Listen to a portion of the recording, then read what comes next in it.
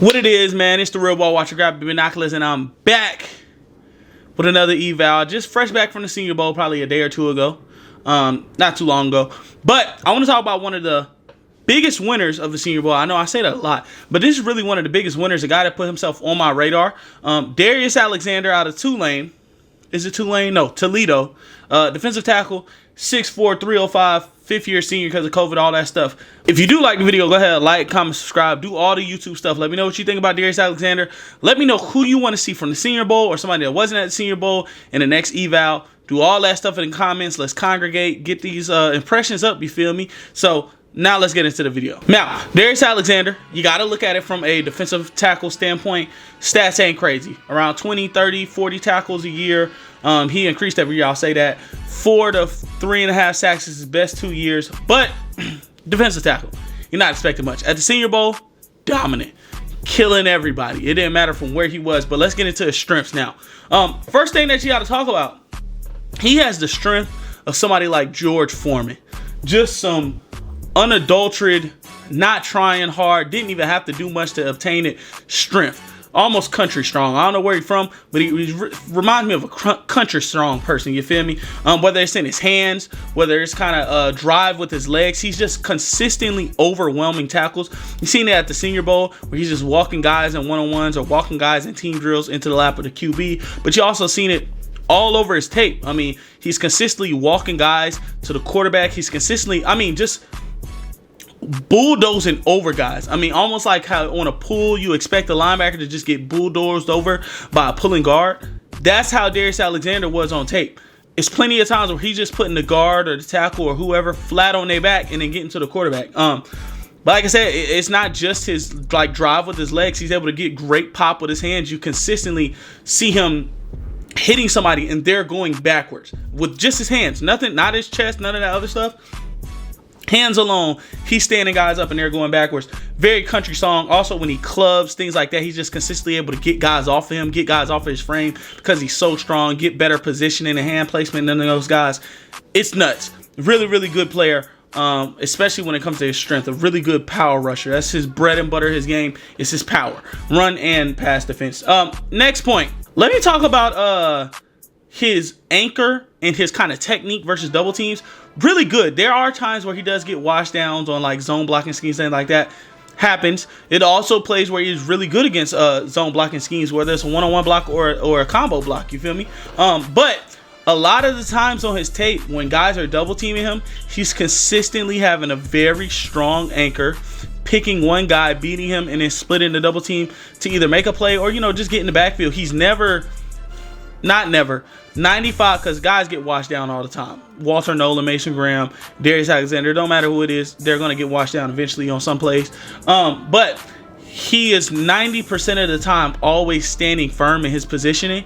And even if he can't split the double team, at least that he's able to do that to where they can't work up towards the linebacker or, the back doesn't get 2-3 yards of, in front of the line before they get touched. You feel me? Before somebody even contacts them. So really, really good anchor. Really, really good technique versus double teams. Something we need here. This is why I think he can, even though he's kind of light in the hips. He's only 305, which he weighed in at 6'4", 305. But I think maybe you can play him at nose tackle if we're hell-bent on not having a true nose tackle, which it doesn't look like based on the visits that we've been having. If we're hell-bent on that, maybe you can rotate him and A-Shawn, him and DB, flip those cards around and he's able to play nose tackle because he's so good at two-gapping, so good at double teaming and splitting doubles and standing firm that it's going to help our run defense immensely. Next thing I want to talk about, for me, is going to be his speed or his explosiveness, not his speed, explosiveness and agility. For a guy that's 6'4", 305, you can see it looks like it too. He's able to get off of the ball. It's not just all power. Whenever he's out of his stance and kind of in his rush, he can explode past the guy. He can kind of get a guy off balance with his power and then throw him by and explode towards the quarterback. Let me go ahead and put it into this next point. Lineman versatility. He lined up all over the D-line at the Senior Bowl from Y9, 5 technique, 4-eye, 2, 2-eye, 1. 0 technique. He lined up everywhere, and it's because his power is good enough to do that. Like I said, playing that nose tackle here and there, even though he's light in the hips. But his explosiveness and his speed around the edge, his speed and agility through the gaps in between the offensive line, amazing. Very amazing. He has a good blend of speed and power that makes him a very, very rare pass rusher and defensive tackle in general. Last point that I want to talk about, his hand placement seems pretty good on film. I've seen some people say that it's a negative. Now, mind you, I only seen 3 games for this year, so maybe in every other game, 8 other games, it was bad. But in the games I've seen, and at the Senior Bowl, he consistently was able to beat guys' leverage and get in guys' chest, to be able to kind of overpower them, overwhelm them, get them off balance, get them out of their stance, things like that. I think he has really, really good hands placement. I think he'll be a really, really good run defender and a really, really good pass rusher at the next level. I think he has a pretty high floor because of that hand placement, because of that power that he has, because of the speed that he has. And if his technique versus double teams aren't able to translate as much at the next level, I think those things will make him at least a decent to serviceable starter at the next level. So let's get into stuff that's not necessarily his game. Now, for the stuff that's not Darius Alexander's game. Who is Darius Robinson? Dude from last year? Yeah, it's not a lot. I think for me, the first thing that I saw was an inconsistent motor. There were plays where he's coming off and getting off the ball, showing a lot of power, showing a lot of explosiveness in his move sets and in his, hand placement, things like that. But then sometimes I can't even say it's conditioning. I don't want to say he has bad conditioning. I don't know nobody. But it wouldn't even be later in the game sometimes. Sometimes in the middle of the game, sometimes later in the game. After a couple snaps, he's just like, all right, man, I'm kind of walking to get in my stance, getting in my stance late, getting off the ball very, very late, like everybody's going, and now I'm trying to get into it and kind of get into my rush. So very inconsistent motor that could hurt him at the next level, to where maybe you just need to get this guy on a snap count. He only plays, 30, 40 snaps, so he doesn't just, I don't want to say gas himself, because I don't know if it's conditioning, but his motor just doesn't run too hot. Next thing I want to talk about, I think he has a slower get off. Even like I said, sometimes with his motor, he's just getting off late. But even when he's kind of in his element, I don't see this springy, elusive, lightning quick get off. And I don't think it's necessarily fast either. I think it's average to slow at his best, which is fine though, because he has so much power and explosiveness once he's in his rush to compensate for it. But that's just something that you want to put of note when you're watching this tape. He's not going to be this flashy, quick win guy all the time. It's going to take him a little minute to clean up and get there after the play. So if you're looking for an explosive threat on the inside, somebody to be more explosive on your defensive line with a quick first step, it's not necessarily your guy. Last thing I want to talk about, inconsistent pad level. I can see it here and there. It didn't hurt him too much because of how strong he is. It can kind of make up for it. It's almost like guys with bad footwork at quarterbacks, and they don't necessarily step into all their throws and things like that, but they have such a cannon of an arm attached to their shoulder, it doesn't matter. It's going to get there. That's kind of how it is with his pad level. Because he's so strong, sometimes it makes up for it and it doesn't matter. But then again, you get somebody at the same strength, you get somebody with better technique, things like that, and then he can get stonewalled, moved, like I said, washed down here and there, because his pad level isn't always the best. So you got to get those. That's something you can coach. Get off, not necessarily. Motor, I don't know. But pad level is something that you can coach. And if you're talking about a guy that just, hey, his motor burns too hot, so you can only play him 40 snaps instead of 61, that's fine with me. Hey, he has a slower get off, so he's not going to be the most explosive guy and win effective immediately at the point of an attack on a pass rush. That's okay with me. I can get somebody else to do that, especially running 3-4. So things that aren't necessarily his game aren't necessarily the end-all be-all. So let's get into his player build. Now, when it comes to Darius Alexander's player build, what we have built today is an unstoppable force. Now, that's not necessarily saying that he's going to be unblockable, the best defensive tackle in the league when he gets to the next level. When I say unstoppable force, I think it's unstoppable force versus immovable object. That's what I think he is. He's going to be a guy that's going to bulldoze through guys. He's going to overpower guys with his power. He's going to be one of the strongest players in the league, most likely, at least at the point of attack, not necessarily benching or anything like that.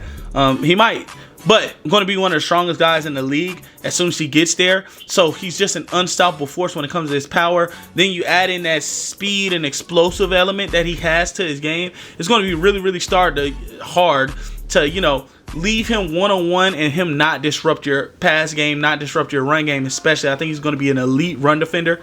So yeah, just an unstoppable force. Not saying he's the best D tackle in the draft. Not saying he'll be the best D tackle in the entire league.